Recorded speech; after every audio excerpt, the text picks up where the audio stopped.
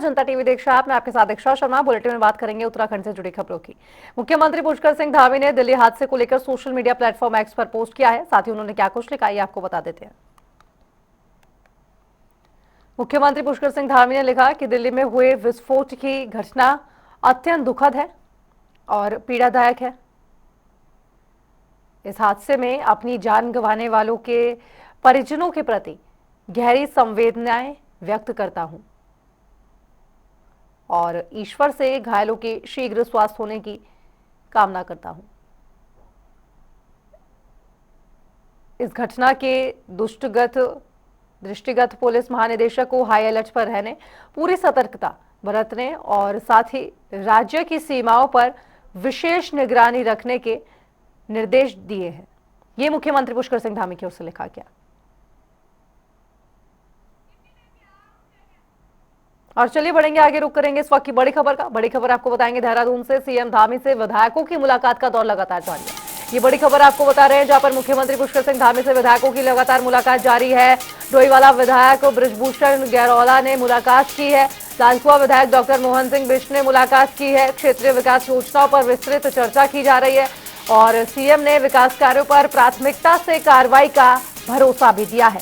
CM Dhami की विधायकों से मुलाकातों का दौर लगातार जारी है। आपको बताया डोईवाला विधायक बृजभूषण गैरोला ने मुलाकात की है सीएम धामी से। लालकुआ के विधायक डॉक्टर मोहन सिंह बिष्ट ने भी मुलाकात की है और ये मुलाकात काफी मायनों में है। क्षेत्रीय विकास योजनाओं पर विस्तृत चर्चा को लेकर जानकारी साझा की है सीएम ने और कहा कि विकास कार्यों पर प्राथमिकता से कार्रवाई का आश्वासन दिया है सीएम धामी ने। विधायकों की मुलाकात लगातार जारी है।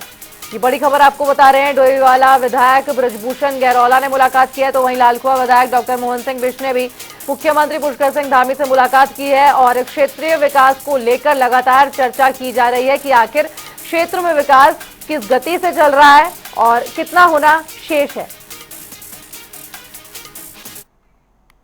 और चलिए बढ़ेंगे आगे, रुक करेंगे देहरादून से आ रही इस वक्त की बड़ी खबर का। बड़ी खबर आपको बताएंगे देहरादून से, जहां पर त्रिस्तरीय पंचायतों में खाली पदों पर 20 नवंबर को होंगे उपचुनाव। ये बड़ी खबर आपको बता रहे हैं, त्रिस्तरीय पंचायतों में अब से 20 नवंबर को होंगे उपचुनाव। आज जारी की जाएगी अधिसूचना। राज्य में ग्राम पंचायतों के 33,114 पद है खाली। उपचुनाव के बाद 4843 ग्राम पंचायत 13 और 14 नवंबर को नामांकन पत्र जमा होंगे। आपको बताया आज जारी की जाएगी अधिसूचना। त्रिस्तरीय पंचायतों में खाली पदों पर 20 नवंबर को होंगे उपचुनाव। राज्य में ग्राम पंचायतों के 33,114 पद खाली पड़े हैं। उपचुनाव के बाद 4,843 ग्राम पंचायतों का गठन किया जाएगा।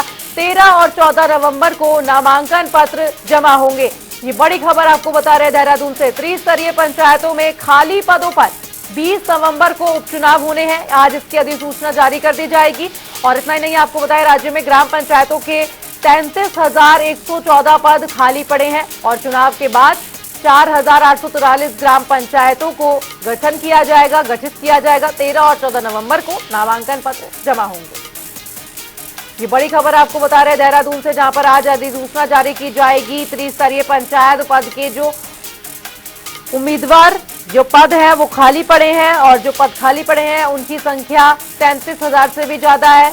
13 और 14 नवंबर को नामांकन पत्र जमा होंगे। त्रिस्तरीय पंचायतों के खाली पदों पर 20 नवंबर को उपचुनाव होगा। आज इसकी अधिसूचना जारी कर दी जाएगी। ये बड़ी खबर आपको बता रहे हैं, राज्य में ग्राम पंचायतों के 33,114 पद खाली पड़े हैं और उपचुनाव के बाद 4,843 ग्राम पंचायतों का गठन भी होगा।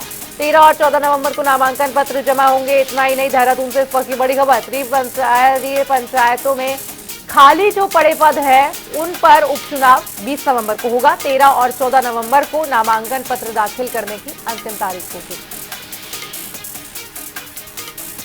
त्रिस्तरीय पंचायत चुनाव को लेकर इस वक्त की बड़ी खबर आपको बता रहे हैं। त्रिस्तरीय पंचायतों में जो पद खाली पड़े हैं उसको लेकर 20 नवंबर को उपचुनाव होने हैं और आज इसकी अधिसूचना भी जारी की जाएगी। राज्य में ग्राम पंचायतों की संख्या अगर जो खाली पड़े उनकी बात की जाए तो वो 33,114 है और जब उपचुनाव हो जाएंगे इसके बाद 4,843 पद जो है वो गठित किए जाएंगे। 14 और 13 नवंबर को आखिरी नामांकन पत्र। और देहरादून से हमारे संवाददाता लाइव जुड़ गए हमारे साथ, जो आपको बताएंगे यशराज की किस तरीके से त्रिस्तरीय पंचायत चुनावों के उपचुनाव होने हैं। यशराज, और जो पद खाली पड़े हैं उनकी संख्या बड़ी संख्या में है क्योंकि वो 33,114 है।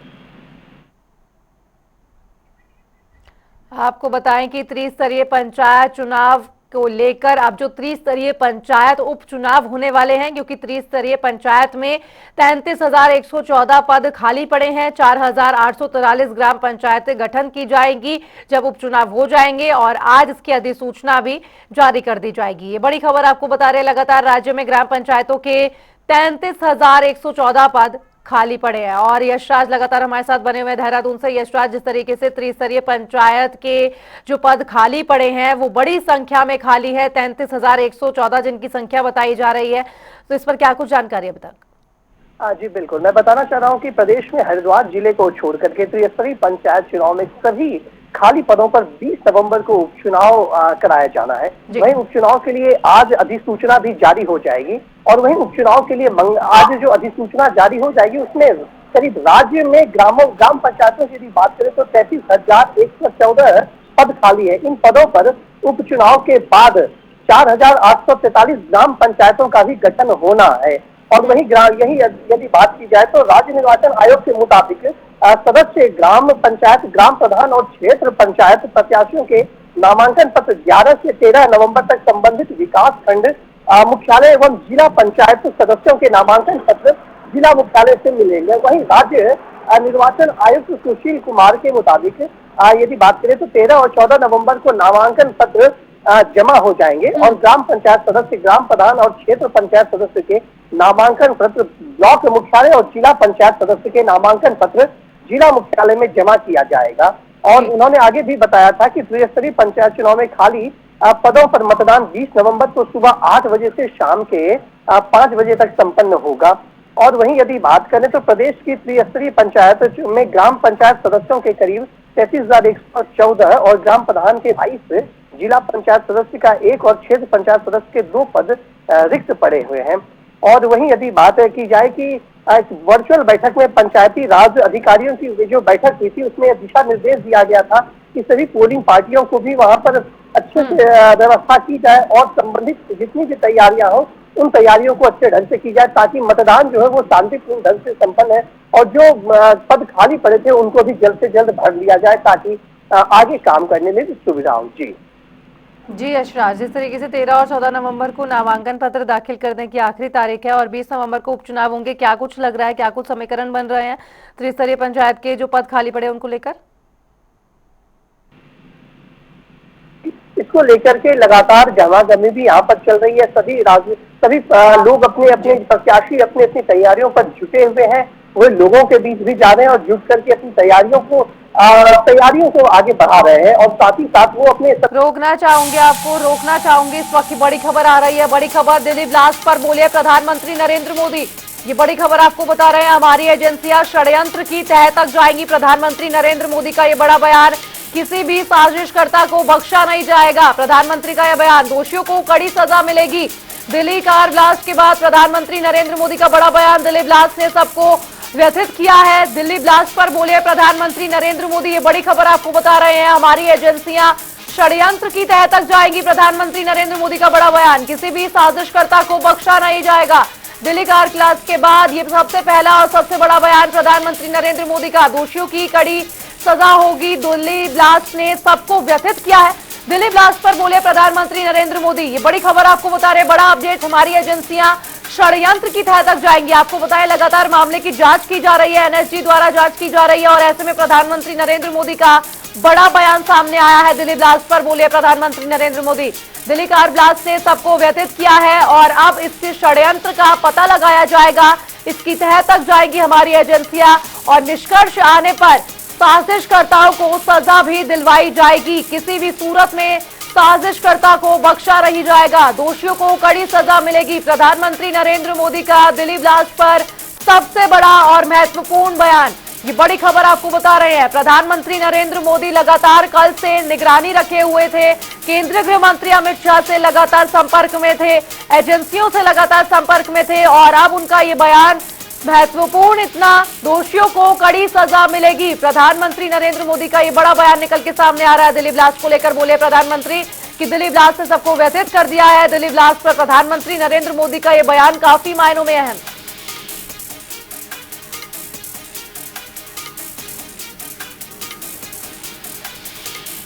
दिल्ली ब्लास्ट पर प्रधानमंत्री नरेंद्र मोदी का बयान काफी महत्वपूर्ण हो जाता है और हो सकता है कि अभी प्रधानमंत्री नरेंद्र मोदी देश को भी संबोधित करें। दिल्ली ब्लास्ट पर बोले प्रधानमंत्री नरेंद्र मोदी कि हमारी एजेंसियां षड्यंत्र की तह तक जाएंगी, किसी भी साजिशकर्ता को बख्शा नहीं जाएगा, ये कहते हुए नजर आए हैं। दोषियों को कड़ी सजा मिलेगी। प्रधानमंत्री नरेंद्र मोदी का दिल्ली ब्लास्ट को लेकर सबसे बड़ा बयान, और सबसे पहले आपको ये बयान दिखा रहे हैं। दिल्ली ब्लास्ट पर बोले प्रधानमंत्री नरेंद्र मोदी कि किसी भी सूरत में साजिशकर्ता को बख्शा नहीं जाएगा। यानी कि आपको बताया कि प्रधानमंत्री नरेंद्र मोदी ने खुले तौर पर यह साफ कर दिया है कि दोषियों को कड़ी सजा मिलेगी।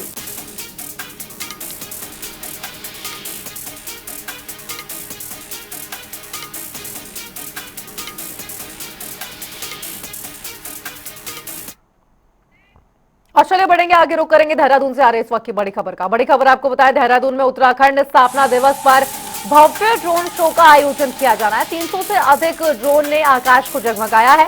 मुख्यमंत्री पुष्कर सिंह धामी ने किया है कार्यक्रम का नेतृत्व।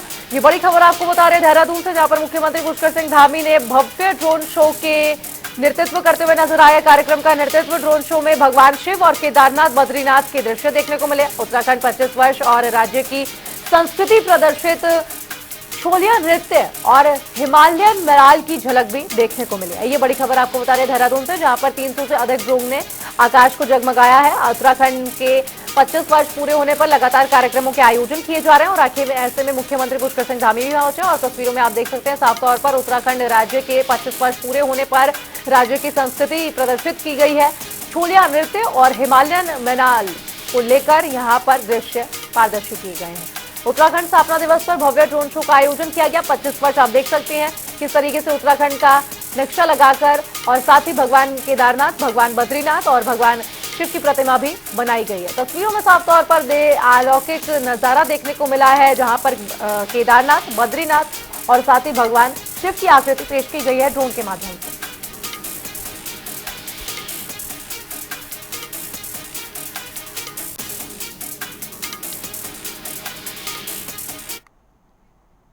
तो वहीं दिल्ली धमाके के बाद हरिद्वार में भी हाई अलर्ट घोषित कर दिया गया है, जिसको लेकर सुरक्षा एजेंसियां सतर्क है। और ये बड़ी खबर आपको बता रहे हैं, दिल्ली बम धमाके के बाद देहरादून में हाई अलर्ट घोषित कर दिया गया है। रेलवे स्टेशन और बस अड्डे पर सघन चेकिंग जारी है। वहीं डॉग स्क्वाड और मेटल डिटेक्टर की मदद से पुलिस हर आने जाने वाले की जांच कर रही है। और इसी को लेकर एसएसपी प्रमेंद्र सिंह ढुपाल ने खुद सुरक्षा व्यवस्था का जायजा लिया है और लोगों से संदिग्ध वस्तु या व्यक्ति की तुरंत सूचना देने की अपील भी की है।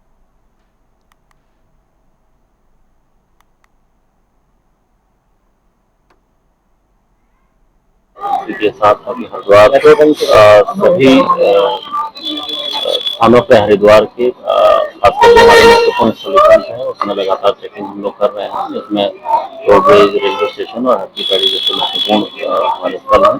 हरिद्वार में सिटी और देहात दोनों ही क्षेत्रों में लगातार चेकिंग की जा रही है, उसमें संदिग्ध वस्तुओं की और संदिग्ध व्यक्तियों की चेकिंग लगातार ये हमारा जो कार्य है ये लगातार चलता रहेगा। इसमें सभी को हिदायत भी दी गई है, किसी प्रकार की कोई संदिग्ध वस्तु या कोई संदिग्ध व्यक्ति अगर दिखाई देता है तो तत्काल वो कंट्रोल रूम के माध्यम से हमें अवगत कराएं ताकि उसका आवश्यक जो भी कार्रवाई की जा सके।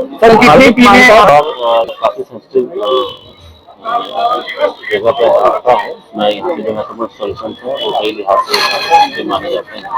उसी के अनुरूप जो हमारी सुरक्षा व्यवस्था है उसकी हमारी समस्या पूर्ण करते रहे हैं, उसी के अनुरूप जो आवश्यक पुलिस बल है और जो अन्य एजेंसी है उनके साथ हम जो तालमेल बैठाते हैं इसकी जो सुरक्षा व्यवस्था को मैंने आपको बताया लगातार पूरे हरिद्वार क्षेत्र में चेकिंग इस समय चल रही है, जिसमें जो हमारे कोर एरिया है उसमें के साथ साथ बॉर्डर एरिया पर भी लगातार निगरानी हमारे द्वारा की जाती है। सिटी और देहात क्षेत्र में समस्त थाना प्रभारियों के साथ जो टीमें लगाई गई है उसके साथ बीडीएस की और हमारी जो डॉग स्क्वाड वगैरह की जो टीमें हैं वो भी लगातार निगरानी में है, लगातार काम कर रही हैं।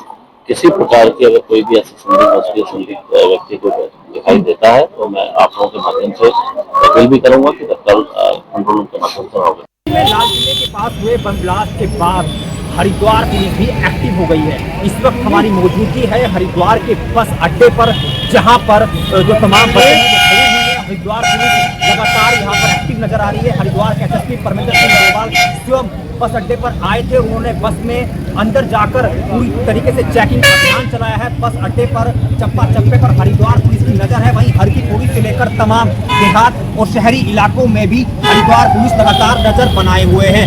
वही डॉग्स के माध्यम से भी यहाँ पर निगरानी की जा रही है। पूरे तरीके से जांच की जा रही है कि आखिर कोई भी व्यक्ति अगर संदिग्ध का दिखता है तो नजर बनाए हुए हैं। वहीं पुलिस ने जनता को भी अपील की है कि इस प्रकार की कोई संदिग्ध अवस्था पाई जाती है तो हरिद्वार पुलिस को लगातार आप सूचित कर सकते हैं। मैं अपने सहयोगी से कहूंगा कि वो दिखाएं किस प्रकार हरिद्वार पुलिस लगातार यहाँ पर चेकिंग अभियान चला रही है। बस अड्डे पर पूरे तरीके से यहाँ पर हाई लेवल चौकी लगा दी गई है और हरिद्वार पुलिस लगातार अपनी चेकिंग चला रही है। आखिर ये हमला क्यों हुआ, क्योंकि 8 लोगों की जानें भी इस हमले में गई हैं। तो अब ये देखना होगा कि आखिर इस मामले में आगे क्या निकल कर आता है। अपने सहयोगी के साथ में जनता टीवी हरिद्वार। और चलिए बढ़ेंगे आगे, रुक करेंगे देहरादून से आ रही इस वक्त की बड़ी खबर का। दिल्ली बम धमाके के बाद देहरादून में हाई अलर्ट जारी कर दिया गया है। ये बड़ी खबर आपको बता रहे हैं। दिल्ली बम धमाके के बाद देहरादून में हाई अलर्ट घोषित कर दिया गया है। रेलवे स्टेशन और बस अड्डों पर सुरक्षा बढ़ा दी गई है। मॉल, मार्केट और भीड़ भाड़ वाले इलाकों में पुलिस तैनात कर दी गई है। बॉर्डर पर कड़ी चौकसी बढ़ा दी गई है। संदिग्धों पर नजर रखी जा रही है। ये बड़ी खबर आपको बता रहे हैं देहरादून से इस वक्त की। दिल्ली बम धमाके के बाद देहरादून में भी हाई अलर्ट पर एजेंसियां, पुलिस बल काम कर रहे हैं। रेलवे स्टेशन, मॉल, मार्केट और भीड़भाड़ वाले इलाकों में पुलिस बल की तैनाती कर दी गई है। आपको बताएं कि दिल्ली में जिस तरीके से कल देर शाम कार ब्लास्ट हुआ, उसके बाद से लगातार सुरक्षा एजेंसियां और पुलिस बल मौके पर राज्यों में जहां पर भी भीड़भाड़ वाले क्षेत्र है और जो भी मॉल है, मार्केट है या फिर सरकारी इमारतें हैं, वहां पर सुरक्षा बढ़ा दी गई है। और रेलवे स्टेशन पर खासतौर पर सुरक्षा व्यवस्था के चाक चौबंद इंतजाम किए गए हैं। लोगों की वाहन चेक किए जा रहे हैं। हर संदिग्ध पर पैनी नजर रखी जा रही है।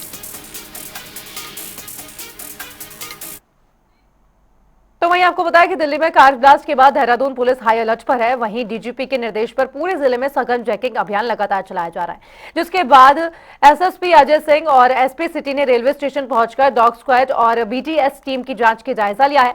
साथ ही भीड़भाड़ वाले इलाकों, बस अड्डों और पार्किंग स्थलों पर विशेष सतर्कता बरती जा रही है और पुलिस ने संदिग्धों की सूचना तुरंत देने की अपील भी लोगों से की है। ब्लास्ट की घटना हुई, इसको देखते हुए उत्तराखंड में भी माननीय महोदय द्वारा भी सभी को निर्देश जारी किए गए हैं। सभी जनपदों में भी खासकर ऐसे स्थान जहाँ पर भीड़भाड़ के स्थान हो, ट्रेन हो, बस स्टैंड हो या मॉल्स है, इस तरह की चीज़ों की तो सभी अधिकारीगण को निर्देशों के क्रम में चेकिंग लगाई गई है। हमारा जो बीडी स्क्वाड है इनको भी लगाया गया है, चाहे डॉग स्निपर डॉग्स हैं उनको भी लगाया गया है और ये चेकिंग निरंतर जो आगे अगर कोई इनपुट प्राप्त होता है तो उसके हिसाब से भी की जाएगी।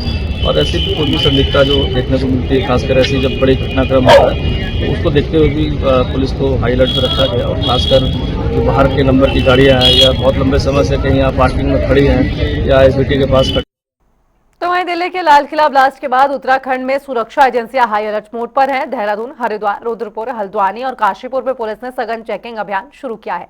साथ ही सीमावर्ती जिलों में नाकेबंदी और रात भर गश्त जारी है।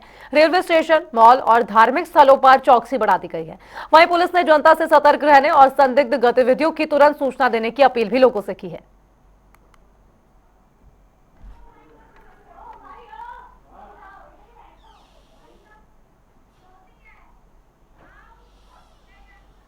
और चलिए रुक रहे एक छोटे से ब्रेक के लिए। आप देखते रहिए जनता टीवी।